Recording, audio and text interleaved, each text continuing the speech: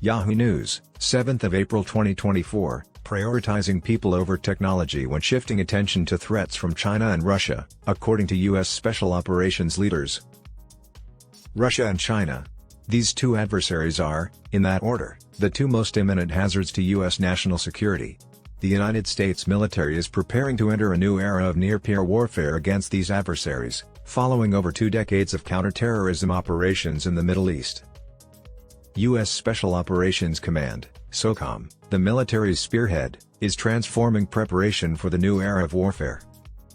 Earlier this year, Army General Bryan Fenton and Army Command Sergeant Major Shane Shorte, Commander and Senior Enlisted Advisor, respectively, of SOCOM, discussed with the Defense Writers Group how the Special Operations community is adapting to a new era of warfare. They emphasized that certain things remain constant despite this period of transition. The most. The Special Operations community endeavors to live and die by its 5 fundamental values. A hypothesis stands out: people are more important than hardware. Every Special Operations unit's fundamental belief is that the operators and support staff are the determining factor.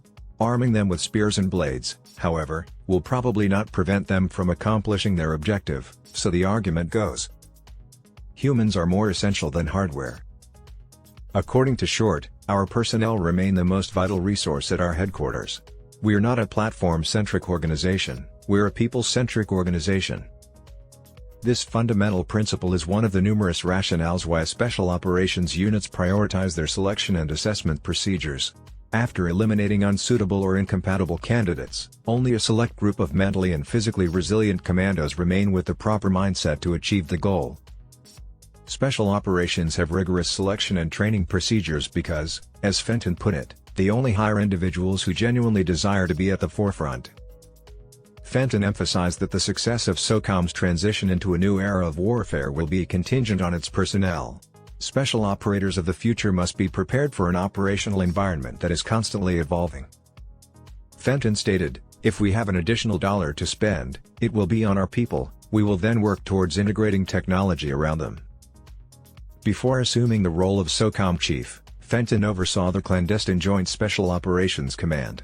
Serving as an official division of SOCOM, JSOC is composed of the highest-ranking Special Operations units, the Army's Intelligence Support Activity, the Navy's Naval Special Warfare Development Group, and the Air Force's 24th Special Tactics Squadron, as well as the Army's Delta Force.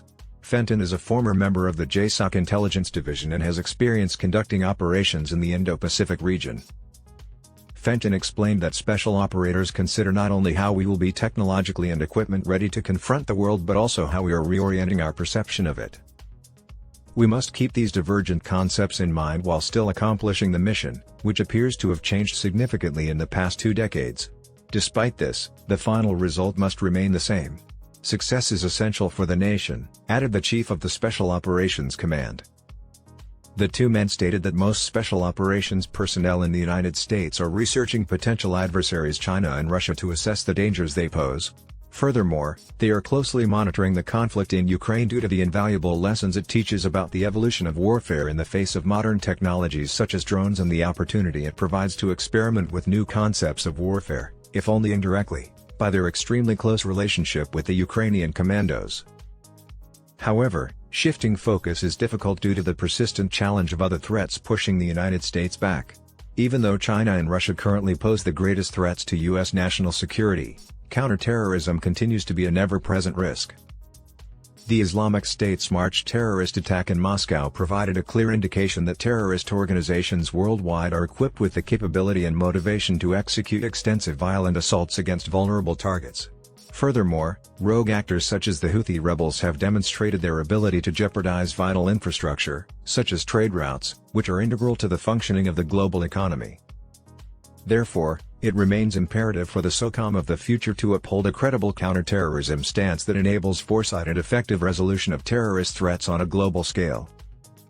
It is never simple to adapt to and change to something as complex as a swiftly evolving battlespace or a new era of warfare, even more so for a sizable organization comprising tens of thousands of individuals.